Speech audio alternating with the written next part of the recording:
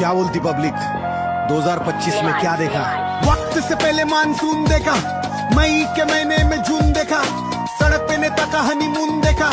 honeymoon पे दूल्हे का खून देखा, पहलगाम में गोली अंधाधुन देखा, धर्म पूछ के मारा चुन चुन देखा,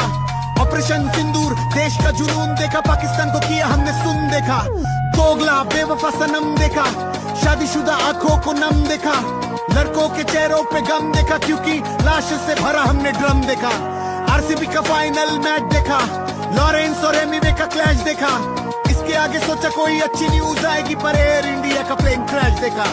2025 आधा अभी बाकी है, बस कर खुदा इतना